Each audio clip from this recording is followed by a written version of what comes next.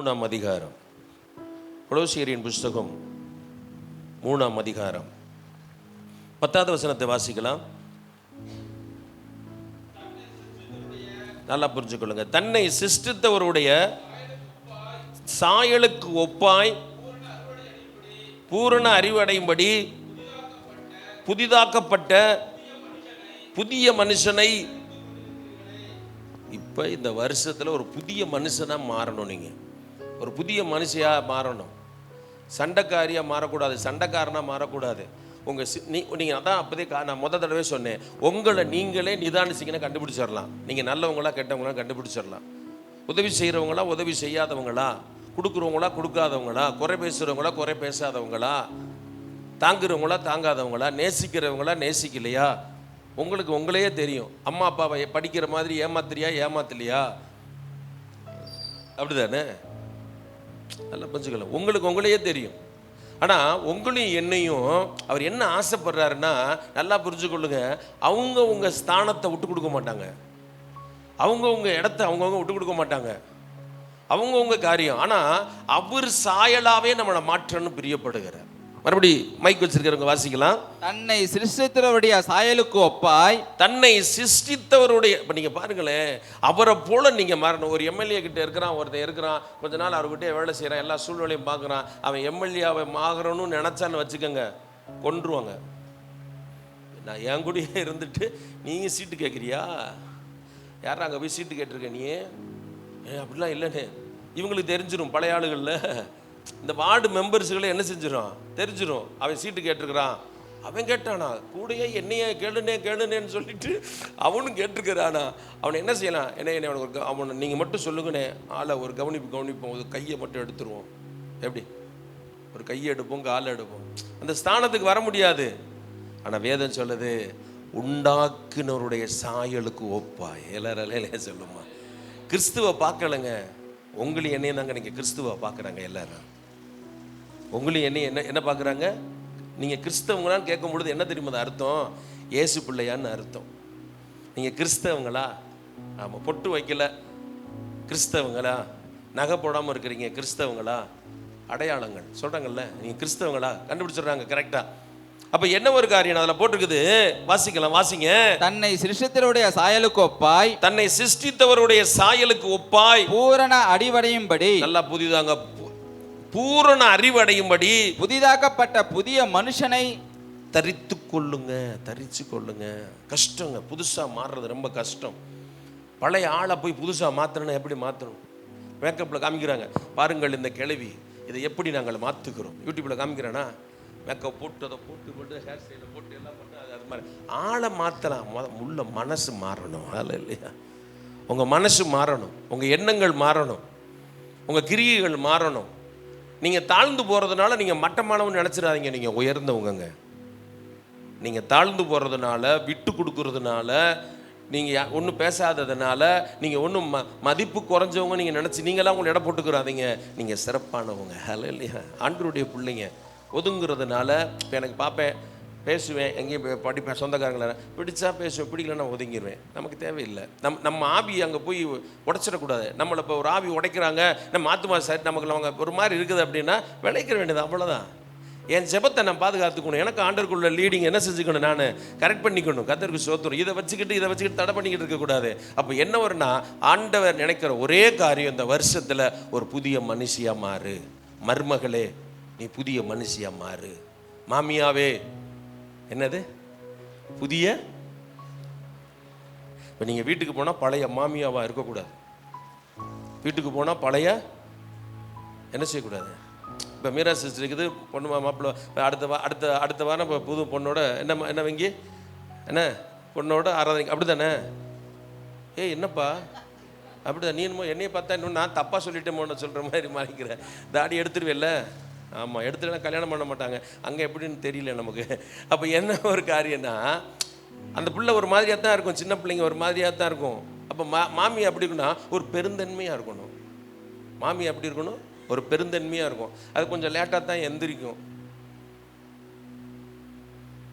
மழை காலத்தில் எப்படி தான் எந்திரிக்கும். இது வீட்டில் உங்கள் அம்மா வீட்டில் அப்பா வீட்டில் செல்லம் கொடுத்து வாங்க 8 மணி தான் ஆகுது, பெட் காஃபி, அதுக்கு பேர் பல்லு விளக்காம குடிக்கிறதுக்கு பேர் என்னது? Bed coffee.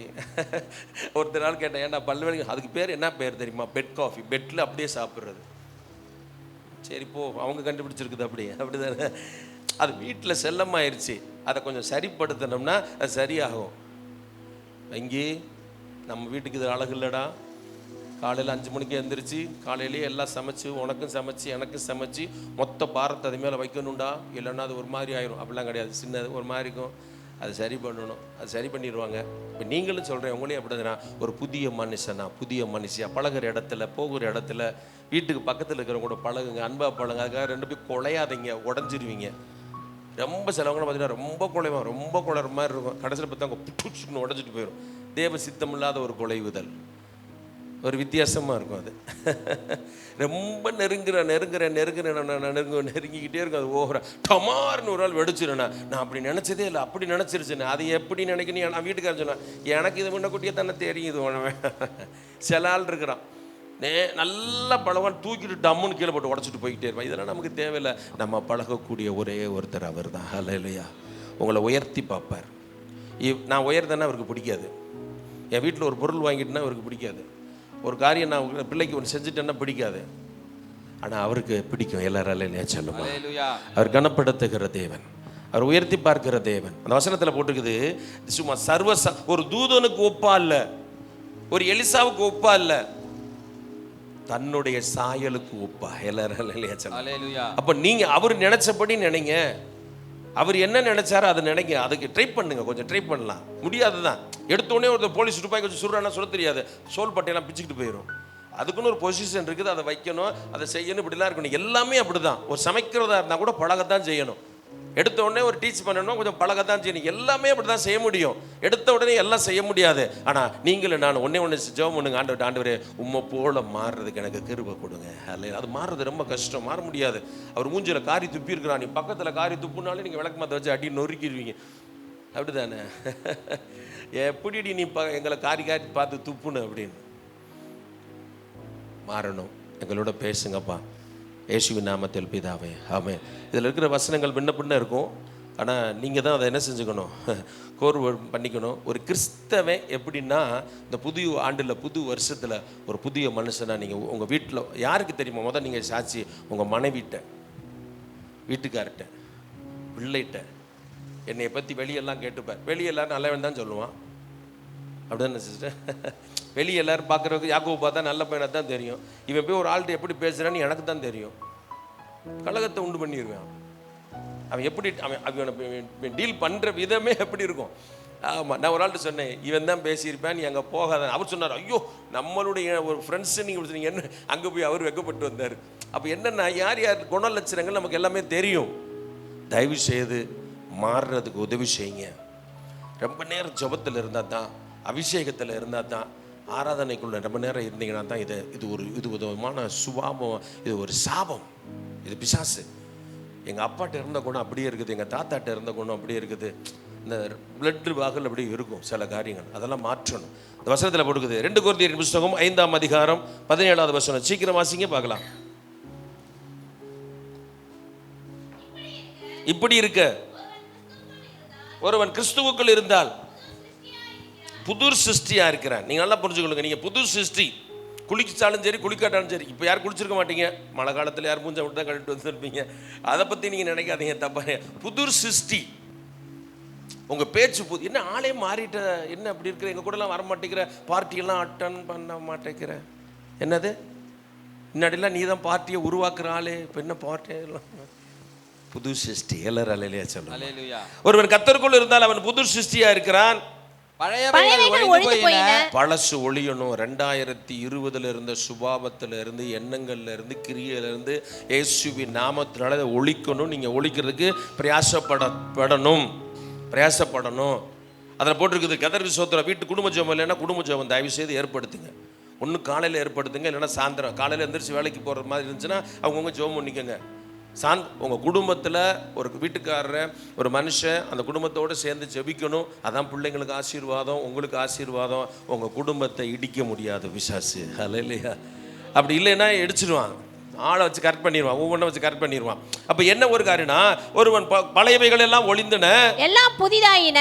1 2 எல்லாம் கிட்ட சரி இந்த வட்டம் இதை மட்டும் மாத்துறேன், அதை இல்லை, எல்லாம் புதுசாக மாறணும். என்ன மாறணும்? ஆமாம், அவங்க போடுற மாதிரி நீங்கள் ஜாக்கெட் போடக்கூடாது.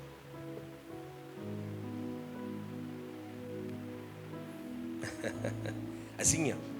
நீங்கள் வேற, அவங்க போடுற ட்ரெஸ் மாதிரி நீங்கள் போட்டுட்டு அசிங்கம். நீ வேற, நீ கர்த்தருடைய பிள்ளை. எல்லாரும் இல்லையே செல்லம்மா. உன் ட்ரெஸ்ஸை பார்த்து அந்த இன்னொருத்தன் சொன்ன, அந்த பிள்ளை எப்படி ட்ரெஸ்ஸு போட்டிருக்கு பாரு, நீ அது மாதிரி போடு.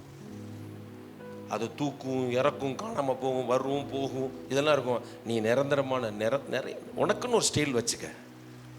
அதான் பாஸ்டர் நாங்கள் அப்படி போடுறோம். அப்படி போடாத, கர்த்தருக்கு பிரியமாக போடு. அல்ல, உடம்பை காமிக்கிறது நல்ல பழக்கமா? அசிங்க, அது நல்லது கிடையாது. ஆமாம், தேவன் நல்லவன். நீங்கள் நல்ல நல்ல ட்ரெஸ் போடும், நல்ல நல்ல விலை உயர்ந்து கூட போடுங்க, 4000 ரூபாய் கூட போடுங்க, 5000 ரூபாய் கூட போடுங்க, உங்கள் திராணியை பொறுத்து போடுங்க. ஆனால் அது எப்படி போடணும்? ஒழுக்கமான ட்ரெஸ். எப்படி போடணும்? ஒழுக்கமானது. எல்லாம் மாறணும். என்ன செய்யணும்? எல்லாமே மாறணும். அதில் போட்டுக்குது. 2வது கலாத்தியரின் புத்தகம் 6ஆம் அதிகாரம் 15வது வசனம். சீக்கிரம் வாசிங்களேன். கலாத்தியர் 6:15. கிறிஸ்து இயேசுவுக்குள் இல்லை, புது சிருஷ்டி தான் மேட்ரு. நீங்கள் புதுசாக இருக்கிறீங்களா? புதுசாக மாறுறீங்களா? புதுசாக இருக்கிறீங்களா? ஆமாம் பாஸ்டர், இப்போ நான் வந்து பேண்ட் ஷர்ட்டை போட்டுக்கிட்டு இருந்தேன், இப்போ வேறு மாதிரி ட்ரெஸ் போடுறேன். நான் இதான் அங்கனுக்கு ஒரு அம்மா போய் கேட்டேன், ஏமா 2 சேலை. இப்போல்லாம் நான் சேலையெல்லாம் யூஸ் பண்ணுறதில்ல, சென்னையில் ஜாக்கெட் வாங்கணும், அதெல்லாம் ஒன்று, இப்போ சுடிதாரே நாங்கள் போடுறோம் அப்படின்னா நல்லது தான், போட்டுக்குங்க. அப்படி மாறுறதை நான் சொல்லலை. புது சிருஷ்டி, புது மனுஷன். சிலவங்க வீட்டுக்காரனை காலையில் பார்க்கும்போதே அவனை எரிச்சலாக பார்க்கறது. அப்படிலாம் பார்க்காதீங்க, நல்ல பார்வையாக பாருங்கள். எல்லாரும் நல்ல சொல்லுவாங்க. சிலவங்களாம் பாருங்களேன், சிலவங்க கண்ணாடியில் மூஞ்சி எடுத்து பாருங்களேன், உங்கள் முகத்தை காலைல எந்திரிச்ச உடனே உருன்னே இருக்கும். அது ஏன்னே எனக்கு தெரியல, நிறைய பேர் பார்த்துருக்கிறேன். காலைல எந்திரிச்சோன்னே சிரிச்ச முகமாக இருங்க. அப்படி தானே நப்தலி என்னையே சொல்லுவோம், உன்னைய பார்த்தா உருன்னே இருக்குப்பா, நீ சிரிச்ச முகமாக இருப்பான்னு என்னையவே சொல்கிறோம். அப்போ பார்த்துக்கங்க. அப்போ அவன் சொல்கிறான், நீ எந்த போட்டாலும் பார்த்தாலும் எல்லாரும் சொல்கிறாங்க மூணே இருக்கிறீங்கன்றான். என்னையவே அப்படி சொல்கிறான். ஒரு அம்மா சொல்லிச்சு, ஒரு ஊரில் பாஸ்டர் பிரசங்கம் பண்ணும்போது கூட சிரிச்சுக்கிட்டே பிரசங்கம் பண்ணுறாருன்னு. ஊருக்குள்ளே இப்படின்னு சொல்கிறான், வீட்டுக்குள்ளே இப்படின்னு சொல்கிறாங்க. என்ன சொல்கிறது? நம்ம சிரிச்சுக்கிட்டே இருந்தால் பைத்தியன்னு வேறு சொல்லிடுவான். இவங்கிட்ட போய் நான் எப்பயும் சிரிச்சுக்கிட்டே இருந்தால் என்னை கிறுக்க ஆக்கிட மாட்டான். எனக்கு அதை வாங்கித்தா, இதை வாங்கித்தா, இதை வாங்கித்தான்னு கொஞ்சம் கரெக்ட் இருந்தால் தானே மேட்ரு சரியாக இருக்கும். அப்போ என்ன ஒரு காரியம்னா, புது சிருஷ்டி காரணம், புது சிருஷ்டி. நாள் பார்க்குறவனா இருந்தால் தயவு செய்து மாற்றிடுங்க. நீங்கள் நாள் பார்த்தீங்கன்னா உங்கள் வீட்டில் தரித்திரியம் இருக்கும். அன்னைக்கு கூட ஒருத்தர் கேட்டார், ஐயா நாங்கள் வந்து செத்து போனால் எங்கள் அம்மாவுக்காக நான் அதெல்லாம் செய்வேன், இப்போ என்னங்கய்யா செய்யலாம்? நேற்று தான் ஃபோன் பண்ணார். நான் சொன்னேன், அப்படியா, ஒன்றும் செய்ய வேணாம், ஒரு ட்ரெஸ்ஸை எடுங்க, உங்கள் அம்மாவுக்காக கொடுக்கணும்னா யாருக்காச்சும் ஒரு ஏழைக்கு கொடுங்க, உங்கள் வீட்டில் சொந்த பந்தங்களை வர சொல்லி ஒரு சாப்பாடு சாப்பிடுங்க, அதனால் ஒன்றும் தப்பு கிடையாது. அதை படைக்கிறதோ, அதுக்கு ஒரு உருவ கொடுத்தா, இந்த கல்லறையில் போய் கும்பிடுறது, இதெல்லாம் உருவ வழிபாடு, இதெல்லாம் விக்கிரக ஆராதனை. பிசாசை வீட்டுக்கு கொண்டுட்டு வரீங்க, கல்லறைக்கு போயிட்டு வர, கல்லறைக்கு என்னத்தை போகணும்? உயிரோடு செத்து போகணும்னு அடக்கம் பண்ணிட்டு திருப்பிலாம் அங்கே போகக்கூடாது. பால் ஊற்றுறேன், மோர் ஊற்றுறேன், தயிர் ஊற்றுறேன், அது என்ன கொட குடிக்கவா போகுது? நீ ஊற்றியே கொண்டுட்டாத, அப்புறம் என்ன மறுபடியும் போய் மறுபடியும் அது அப்படியே பார்த்தாலும் இவனா ஊற்றுறான், நான் வாங்க மாட்டேன்ற அடுக்குள்ள இருந்து. இதெல்லாம் சும்மா ஏமாத்து. கல்ற திருநாளாம். அது என்ன திருநாளா? உனக்கே இங்கே வெறும் வெறுநாளாக இருக்குது. இங்கே பூரா வாழ்க்கை பூரா இருக்குது, செத்தவனுக்கு அங்கே திருநாளாம். எங்கள் ஊர்லலாம் ஒரு வாங்கி ஆசை கொடுத்துருக்க மாட்டான், ஆனால் தூக்கி போடும்போது எப்படி தூக்கி போட்டோம் பார்த்தீங்களான்னா, ஆமாம் பெரிய சரக்கு. எவ்வளோ சொல்லாச்சு? 2 லட்சம் 3 லட்சம், அந்த மேளம் இந்த மேளம் இந்த மேளம்லாம் வச்சு அவங்க நல்லா வாழ்ந்துருக்காங்களா? ஒரு நேரம் சோறுலாம் வாழ்ந்துருக்காங்க, எங்களுக்கு தெரியும். நல்லா தூக்கி போட்டாங்களாம். புது சிருஷ்டி காரணம். ஹல்லேலூயா. நீ புதுசு, அவங்கள பார்க்காதீங்க. இந்த உலகம் வேற, அது மாதிரி அந்த கல்ச்சர் வேற. நீ கர்த்தருடைய பிள்ளை, உன்னைய பார்த்து 4 பேர் திருந்தணும். ஹல்லேலூயா. உன் பேச்சை பார்த்து திருந்தணும். அப்படிதானே? உங்க பேச்சை பார்த்து மாறணும். புது சிருஷ்டி தான் காரணம். வாசிங்க எபேசியர் புத்தகம் 4ஆம் அதிகாரம் 23வது வசனம். சீக்கிரம். எபேசியர் அங்கக்குள்ள தான் இருக்கும். உங்கள் உள்ளத்திலே புதிதான ஆவி உள்ளவர்களாகி. புதிய உங்க உள்ளத்துல என்ன ஆவி இருக்கணும்? புதிதான ஆவி. எப்படி? பழசு தான் இருக்கு. இல்லை பாஸ், நாங்கெல்லாம் அதெல்லாம் விட்டு மாற முடியாது, அப்படிலாம் மாறினா சரியா வராது. அப்படியா? புதிய ஆவி. ஹல்லேலூயா. ஒருவன் கிறிஸ்துவுக்குள்ள இருந்தால் அவனுக்கு புது ஆவி வந்துடும், புதுசாக இருப்பான், முகம் மாறிடும், பார்த்துருங்க, அழகாக மாறிடும். அவங்களுக்குள்ள இருக்கிற எல்லா சூழ்நிலையும் மாறிடும். அதுல போட்டிருக்குது, என்ன போட்டிருக்குதுன்னா, உள்ளத்தில் புதிதான ஆவி உள்ளவர்களாகி மெய்யான நீதியிலும். அப்ப நல்லா போடுங்க, புதிதான ஆவி. அது எந்த ஆவி? உலகத்துல நிறைய ஆவி இருக்குது. எரிச்சலின் ஆவி, எந்த ஆவி? மொட்டையா போட்டுக்குது இல்ல. ஆனா அதுல நல்லா பார்க்கணும்னா ரோமர் 8ஆம் அதிகாரம் 9வது வசனம், சீக்கிரம் வாசிங்க. ரோமர் 8:9. தேவனுடைய ஆவி. தேவனுடைய ஆவி, நல்லா புரிஞ்சுக்கொள்ளுங்க. தேவனுடைய ஆவி உங்க உள்ளத்துக்குள்ள, நீங்க தேவனுடைய ஆவி வந்துருச்சுன்னா நீங்க தேவ பிள்ளையா மாறிடுறீங்க. நீங்க தேவ ஆவி உங்களுக்குள்ள வந்துருச்சுன்னா, அண்ணாளுக்குள்ள தேவ ஆவி வந்துருச்சுன்னா, அண்ணாள் எங்க இருக்கிற? தேவ ஆவி வந்துருச்சுன்னா எங்க கையத்துக்கு ஆளை வந்து எங்கே தான் இருக்கியா? அந்த இது மறைச்சிக்கிடுச்சு. உங்க மாமியாவை பார்க்கும் பொழுதே அப்படியே இயேசு பார்த்த மாதிரி நீ பார்க்கணும். ஆமென், ஹல்லேலூயா. புரிஞ்சுட்டீங்களா? அதில் போட்டிருக்குது, என்ன போட்டிருக்குதுன்னா, உள்ளத்துல புதிதான ஆவி. அப்ப எந்த ஆவி? அதில் போட்டிருக்குது, தேவ ஆவி உங்களில் வாசமாய் இருந்தால். வாசமா இருக்க வைக்கணும், வாசமா இருக்கணும். அப்படி வாசமா இருந்தா, தீத்துவின் புஸ்தகம் 3ஆம் அதிகாரம் 5வது வசனத்தை வாசிக்கலாம். தீத்து 3:5 கீழே இருக்கும் பாருங்க, அதை மட்டும் வாசித்தா போதும். இல்ல, அது கீழே இருக்கிறத மட்டும் வாசித்தா போதும், நேரம் இல்லை. பரிசுத்த ஆவியினாலே, நல்லா புரிஞ்சுக்கொள்ளுங்க. பார்த்தோம் உள்ளத்துல ஆவி ஆகிறதுனால. எந்த ஆவி? தேவ ஆவி. அதுக்கு பேர் என்ன ஆவி? பரிசுத்த ஆவி. ஆமென், ஹல்லேலூயா. அதுல போட்டுக்குது, பரிசுத்த ஆவியினுடைய புதிதாக்குதலினாலும். அதனாலதான் அந்நிய பாஷை பேசணும்னு சொல்றது. ஒருத்தர் சுபாவம் மாறணும்னா அந்நிய பாஷை பேசணும். 4 பேருக்கு அந்நிய பாஷை பேசுறது கிடையாது. அதே ஆண்டவரோட நமக்கு இடைபடுகிறது. அப்போ ஒரு அபிஷேகத்தில் நீங்க இருக்கிறீங்கன்னா தான் உங்க சுபாவம் மாறும், இல்லைன்னா மாறாது. ஒரு நாளைக்கு 1/2 மணி நேரமாவது, ஒரு 1 மணி நேரமாவது நல்ல அபிஷேகத்தில் நல்ல ஆவியில் ஆண்டவரை ஆராதிச்சிங்கன்னா உங்க பரிசுத்த ஆவியினாலே புதிதாக்குறதுனாலே. வாசிங்க 2 கொரிந்தியர் புத்தகம் 4ஆம் அதிகாரம் 16வது வசனம், சீக்கிரம். 2 கொரிந்தியர் 4:16. ஆனபடியினால் நாங்கள் சோர்ந்து போகிறதில்லை. இல்லை, எங்கள் புறம்பான மனுஷனானது அழிந்தும் உள்ளான மனுஷனானது நாளுக்கு நாளா புதுசா மாறணும். எல்லாரும் சொல்லுமா? பரிசுத்த ஆவியினுடைய விசேஷித்த வரம் என்னன்னா, இன்னைக்கு இருந்த மாதிரியே நாளைக்கு இருக்கக்கூடாது, நாளைக்கு 2020 நீங்க இருந்த மாதிரியே இருக்கக்கூடாது. இது புது ஆண்டு, புது ஆவி, புது மனுஷனா, புதிய சிருஷ்டி தான் காரணம். நாளுக்கு நாள் புதிதாகி. ஹல்லேலூயா. ஆமா, நேத்து இருந்தாலும் இருந்த மாதிரி இன்னைக்கு இப்படி கத்துறான், அந்த இது வேண்டாம். ஆமென். ஆமா, நாளுக்கு நாள். என்ன, நேத்து வஞ்சம் அமைதலா இருந்த சத்தம் போட்டாரு, இன்னைக்கு சத்தம் போடல, அமைதலா இருக்காரு, புதுசா மாறிட்டாரு. நாளுக்கு நாள். நைட் படுக்கும்போது மடாரம் படுத்துறாங்க, கொஞ்சம் தியானிங்க. இன்னைக்கு காலையிலேருந்து யார்கிட்ட இப்படி சத்தம் போட்டோம், யாரையும் மனசு வேதனைப்படுத்தி இருக்கிறோமா, பெத்த தாயை மனசு வேதனைப்படுத்திருக்கிறோமா, அம்மா அப்பா வேதனைப்படுத்தி இருக்கிறோமா, பக்கத்தில் வேலை பார்க்கறல ஆண்டவர்கிட்ட மன்னிப்பு கேளுங்க. இல்லையா? முடிஞ்சா யார்கிட்ட நீங்கள் வேதனைப்படுத்துங்களா அவங்களோட தயவு செய்து மன்னிப்பு. அதுக்காக டெய்லி வேதனைப்படுத்தி டெய்லி மன்னிப்பு கேட்டுக்கிட்டு இருக்காதீங்க. புரிஞ்சுட்டிங்களா? அப்போ என்ன ஒரு காரியம்னா, நாளுக்கு நாள் நீங்கள் புதிதாகணும். ஆமென், நாளுக்கு நாள். ரோமர் 6:4 சீக்கிரம் வாசிங்க. அப்படி ஆகுறதுனால என்ன நடக்குறாங்க வாசிக்கலாம். பிதாவின் மகிமையினாலே. என்னது? மேலும் பிதாவின் மகிமையினாலே. நல்லா பாருங்க, நீங்க ஒப்பாகிறது புதிதாகிறதெல்லாம் பிதாவினுடைய மகிமையினால. அப்ப பிதாவினுடைய மகிமையினால கிறிஸ்து மரித்தோரிலிருந்து எழுப்பப்பட்டது போல நாமும் புதிதான ஜீவனுள்ளவர்களாய் நடந்து கொள்ளும்படிக்கு. நாமும் புதிதான ஜீவனம் உள்ளவர்களாய் நடந்து கொள்ள. ஒரு கிறிஸ்தவன் பேர் வச்சு பைபிளை தூக்குறது பெருசு இல்ல. அநேக அடையாளங்களை வச்சு நீங்க கிறிஸ்தவன் சொன்னா, உங்களுடைய நடக்க, பேச்சு, செயல், இதுலதான் நீங்க கிறிஸ்தவங்களை மாறணும். அழகா போட்டிருக்குது, நாமும் புதிதான ஜீவனம் உள்ளவர்களாய் நடந்து கொள்ளணும். என்னை பார்த்து இவன் கெட்டு போறான்னு சொன்னா அது எப்படி இருக்கும் நீங்க யோசிச்சு பாருங்க. என்னை ஒரு அம்மாவை பார்த்து இந்த அம்மா கெட்டு போகுதுன்னா எப்படி இருக்குன்னு பாருங்க. உங்களை பார்த்து ஒரு அம்மா பெருமையெல்லாம் எடுத்துருங்க தயவு செய்து. பெருமை தான் பிசாசுங்க, பயங்கரமான பிசாசு. வேதத்துல பெருமை உள்ளவனுக்கு கர்த்தர் என்ன செய்யறாரா? எதிர்த்து நிற்கிறார். ஒரே ஆண்டவர் எதிர்த்து நின்னா நான் வாழ முடியாது. நீங்க நல்லா ஜெபம் பண்ணலாம், நீங்க நல்லா பைபிள் படிக்கலாம், இல்லைன்னா நீங்க நல்லா இந்த சபையில வந்து உயர்ந்திருக்கலாம். பெருமை மட்டும் வரவே கூடாது. ஹல்லேலூயா. பெருமை அழிச்சிடுங்க. இந்த சபை ஒன்று நீங்கள் நல்லா இருந்துக்கலாம், உயர்ந்திருக்கலாம், தாழ்ந்திருக்கலாம், எப்படி நடந்துக்கலாம். உள்ளுக்குள்ள பெருமையான என்னைய மாதிரி யாரு இப்படி ஆரம்பிச்சுட்டாங்கன்னா உங்ககிட்ட குடிகொண்டு இருக்கிறான்னு அர்த்தம். லேகியோன் அநேகர் இருக்கிறாங்கன்னு அர்த்தம். எப்படி ஜெபம் பண்ணுறேன் பார்த்தீங்களா அப்படின்னு வீணா போயிட்டுன்னு அர்த்தம். நீ ஜெபமே பண்ணவே முடியாது. நீ அப்படி யார்ட்டையாச்சும் சொல்லிட்டீங்கன்னா ஜெபமே பண்ணவே முடியாது அப்புறமேட்டுக்கு நீங்க. அதில் போட்டுக்கு நீங்கள் புதிதாய் ஜீவனம் உள்ளவர்களாய். எவ்வளோ அழகாக வார்த்தைங்களா? அப்போ இந்த புதிதான ஜீவனம் உள்ளவர்களில் என்ன செய்யணும் அப்படின்னா, அப்படி பண்ணினீங்கன்னா ரோமர் உங்கள் மனம் புதிதாகிறதுனாலே நீங்கள் மறுரூபமாக்கப்படுவீங்க. உங்கள் வாழ்க்கை மறுரூபமாக்கும், உங்கள் வருமானம் மறுரூபமாக்கப்படும், உங்கள் ஆசீர்வாதங்கள்லாம் மறுரூபமாக்கப்படும். நீங்கள் நினைக்கவே வேண்டாம். இப்போ நான் காலையில் நான் எப்பயுமே காணிக்க போடணும்னா நான் தான் சொல்கிறேன், நீங்கள் தப்பாக புரிஞ்சுக்கிறாதீங்க. இந்த மாதிரி சொல்கிறதுக்காக நான் சொல்கிறேன்.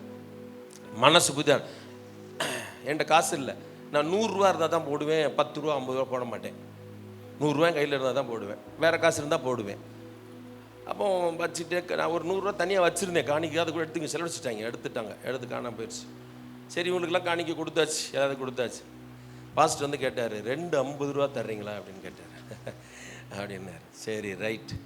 அவர் ஒரு இஷ்டம் என்னன்னா, ஒரு 50 போட்ட ஒன்று வச்சுக்கல, ஏன்னா இருக்கிறது தானே போட முடியும். ஆமாம். அப்போ என்ன ஒன்று ஆனால் எனக்கு சாதகம் என்னன்னா, என்னை காணிக்க போடுறதுக்கு கர்த்தர் உதவி செய்தார். எல்லாரும் இல்லையா சொல்லுவோம். உண்மைங்க. சின்ன சின்ன காரியம். இதை புரிந்தவங்களுக்கு மட்டும்தான் புரிஞ்சுக்க முடியும், எல்லாரும் புரிஞ்சுக்க முடியாது. ஆவி உள்ளவங்க மட்டும்தான் அதை என்ன செஞ்சுக்க முடியும், இதை புரிஞ்சுக்க முடியும். எல்லாம் புரிஞ்சுக்க முடியாது. மனசுக்குள்ள அவ்வளோ சந்தோஷம். என்னை வெறுமையாக இந்த இடத்துல நிற்காம காணிக்க போட கர்த்தர் உதவி செய்தார். அதில் இல்லையா? ஆமாம். நான் 2 50 ரூபா வச்சுருக்கிறேன், இதை 2 போடலாமே. அதில் ஒரு பெருமை போல எனக்கு பிடிவாதமாக பெருமை. அப்போ எதிர்த்து நிற்கிறேன்றாதீங்க, அது ஒரு வைராக்கியம். ஆண்டவர் அப்படி தான் செய்யணும். ஒன்று தான் இருந்தது, இவர்கிட்ட 2 வாங்கி என்ன செஞ்சாச்சு, அங்கே போட்டுட்டு உள்ளிருந்து நான் எடுத்து கொடுத்துட்டேன். அன்பானவர்களே, உங்கள் மனம் புதிதாகிறதுனால நீங்கள் என்ன செய்கிறீர்கள், மறுரூபமாகுவீங்க. உங்கள் மனசு புதுசாகட்டும். பாரம்பரியத்தை விட்டுருங்க இயேசுவின் நாமத்தினால. பாரம்பரியமாக இப்படி தான் இருக்கணும், அப்படி தான் இருக்கணும். நிறையா வீட்டில் காரியங்கள் அதெல்லாம் செய்யுங்க. அவர் சொன்னார் பாருங்க, நாங்கள் பாரம்பரியமாக செத்து போனோம் அப்படி தான் செஞ்சுக்கிட்டு இருந்தோம். என்ன செய்யுது அப்படிலாம் ஒழிச்சிரு. அவன் சொன்ன இவன் சொல்கிறாங்க கேட்க. சிலவங்களாம் இருக்காங்க, கிறிஸ்தவங்களாக இருப்பாங்க, யாரோ சொல்கிறத கேட்பாங்க, அது அழிவு தான் வரும். இல்லை, இதுதான் உங்களுக்கு ஒரு தீர்மானம், நீங்களே எடுத்துங்க. இப்போ எங்கள் அம்மா இறந்துருச்சு, அந்த பொங்கல் அன்னைக்கு இறந்துருச்சு, ஒரு ட்ரெஸ் வாங்குவேன். அன்றைக்கி இருந்தால் சாப்பிடுவோம். இந்த நியூ இயர் அன்றைக்கி நாங்கள் எப்பயும் கறி வாங்கி தான் சாப்பிடுவோம், ஆட்டுக்கறி வாங்கி தான் எனக்கு சாப்பிடுங்க. அப்படி தான் எனக்கு படுக்கும். நான் படுத்து தூங்கி ஜோ பண்ணி வரும்போது 1 மணி ஆயிடுச்சு. கடையில் கறி கேட்டேன், அதனால என்ன இருக்குது, இல்லை ஒரு குருமா குழம்பு வச்சு ஒரு சாஸ் வச்சு சாப்பிட்டேன். போ, எது சாப்பிட்டாலும் எனக்கு தேவன் நன்மைக்கு தான் நடத்துவார். ஆமென், ஹல்லேலூயா. அப்போ என்ன ஒரு காரியம்னா, நீங்கள் புரிஞ்சுக்கொள்ளுங்க, உங்கள் மனம் புதிதாகிறதுனால நீங்கள் மறுரூபமாகுவீங்க. உங்கள் முகம் மாறுறது மாத்திரமல்ல, உங்கள் வாழ்க்கை மாறும், உங்கள் வழி மாறும், எல்லாம் மாறும். நீங்கள் முதலாவது மாறணும், புது ஆவி உள்ளவர்களாய் மாறணும். அப்போ புதிய அந்த ஆவி மாறுச்சுன்னா என்ன நடக்கும் அப்படின்னா, பிலிப்பியர் புத்தகம் 3ஆம் அதிகாரம் சீக்கிரம் எடுங்க. பிலிப்பியர் 3:21 வாசிங்களேன். கீழே இருக்கிறத கூட வாசிக்கலாம். 73ஆம் பக்கம் 273. பிலிப்பியர் எடுக்கலையா? என்ன எடுக்கலையா?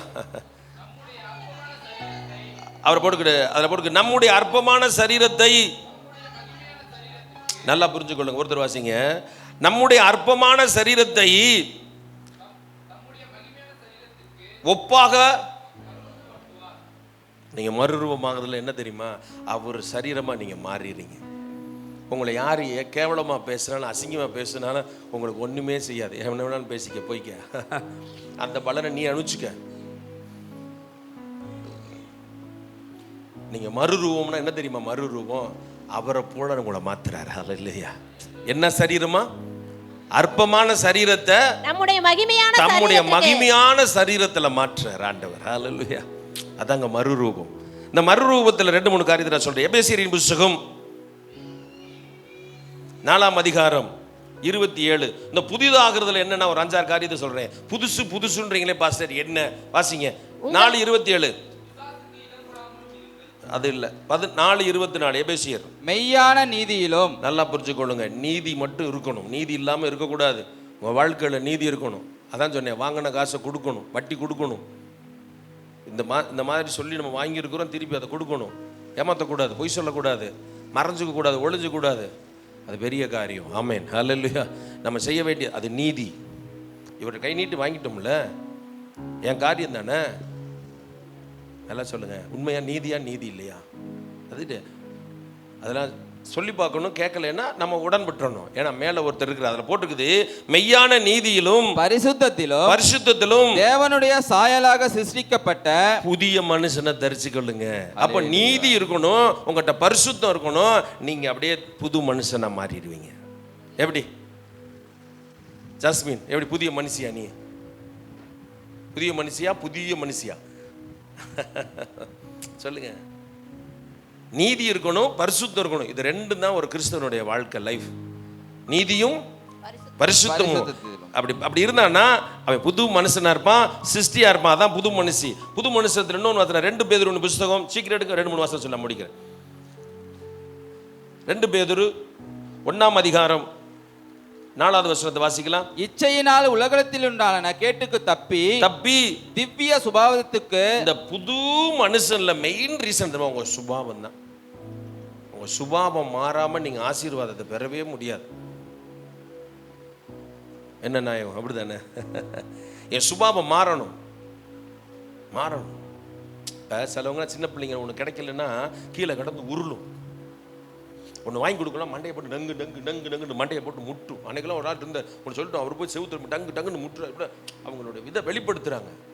நீங்கள் ஜெபம் பண்ணுங்க, ஆண்டவரே என்னைய திவ்ய சுபாவத்துக்கு மாற்றுங்க. அல்ல இல்லையா? கிறிஸ்தவன்னா அவன் சுபாவம் தாங்க மெயின். அது என்ன சுபாவமா? திவ்ய சுபாவம். இப்போ தமிழ் இருக்கிறா, அவள் தான் இன்னைக்கு காலையில் அவங்க அம்மா வேலை சொல்லிக்கிட்டே இருக்குது. மத்தியானம் சாப்பிட்டாச்சு, அந்த பாத்திரத்தை விளக்கு. அந்த திவ்ய சுபாவம் சொல்லும். ஆமாம், என்னையே சொல்லு. எல்லாரும் பொம்பளை. அவ மட்டும் என்ன செய்ய? அவ மட்டும் கண்ணாடி, அந்த கண்ணாடிட்டு சொல்லு. நான் தான் அந்த வீட்லையா? நான் எனக்கு மட்டும் தான் கொடுக்க. நானும் பார்த்துக்கிட்டே இருக்கேன். உன்னை காலையிலேருந்து என்னையவே நீ சொல்லிக்கிட்டே இருக்க. அப்படிதானே தமிழ்? உன் வீடு, உன் தங்கச்சி, சரி இன்னைக்கு ரெஸ்ட் எடுத்து போயிடுவேன், இவ்வளோ நாளைக்கு வச்சுக்குவோம். அப்படி வச்சுக்க. அக்கா தங்கச்சி சண்டை. என் சால் எடுத்து போட்டுட்டா என்னமோ அடுத்த வீட்டு துணியை கர்ச்சிப்பு எடுத்து மேலே போட்ட மாதிரி. என் சாலை காணும், என் டவுசரை காணும், ஐயோ அம்மான்னு சில வீட்டில் கையா மையான். திவ்ய சுபாவம்.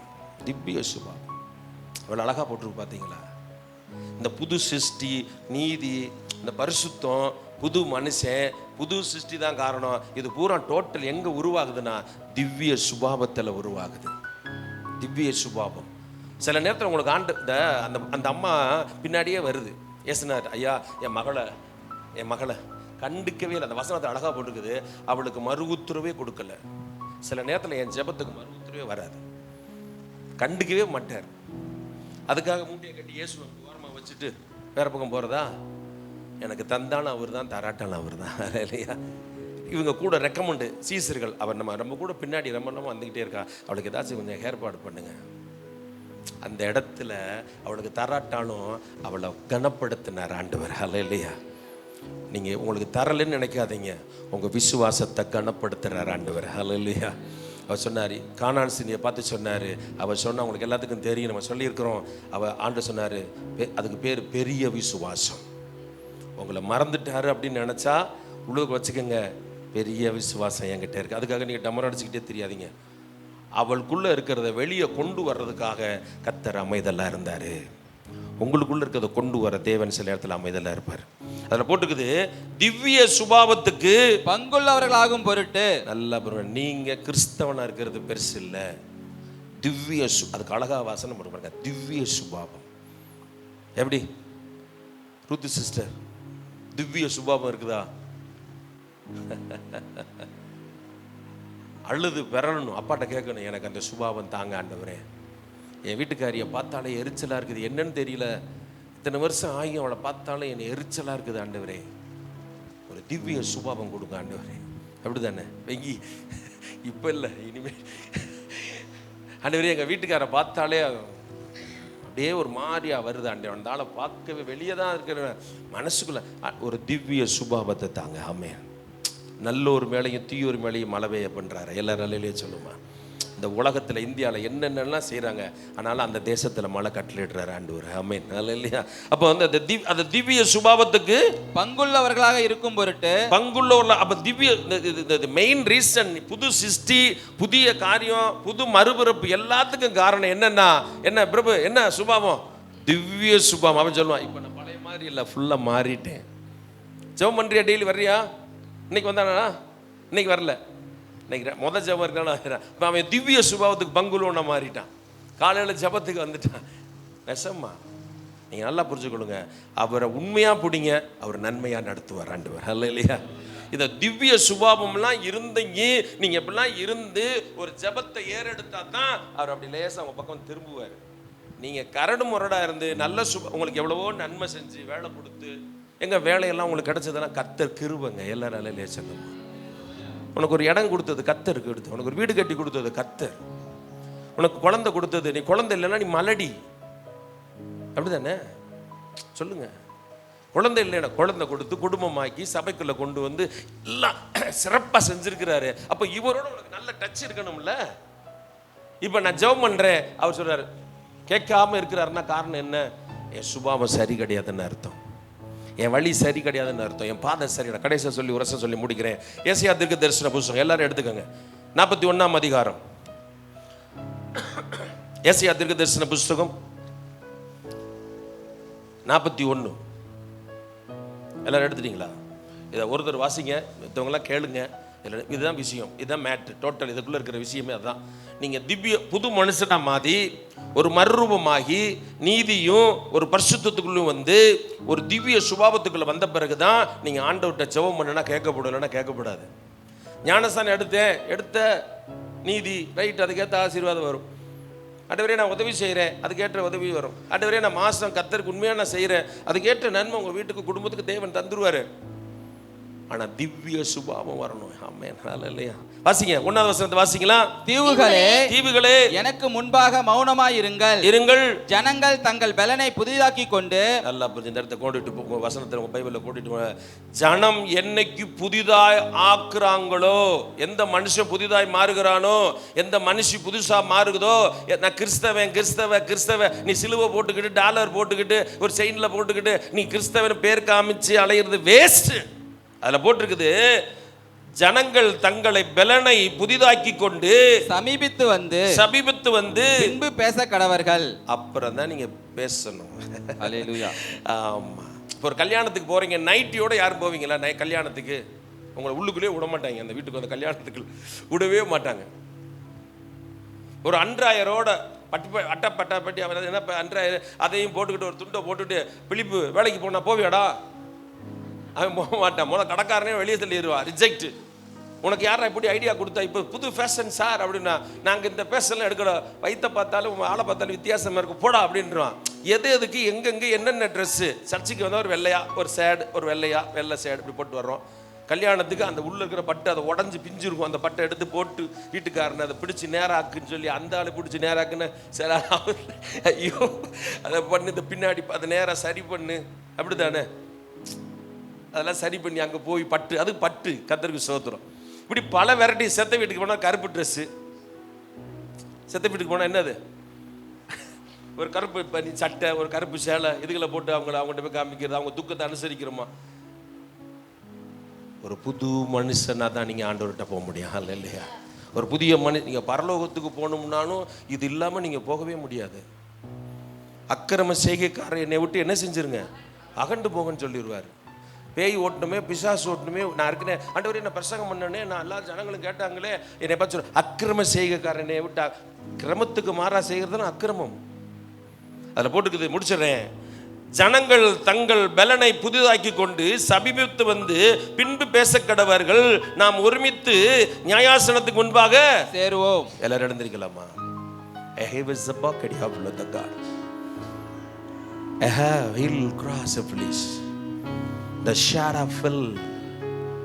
ஒரு பாட்டு இருக்குது, ஒரு பாட்டு நைட்டு பாடணும். அந்த பாட்டு பாட பாஸ்டர் மேடம் மைக் விடுங்க.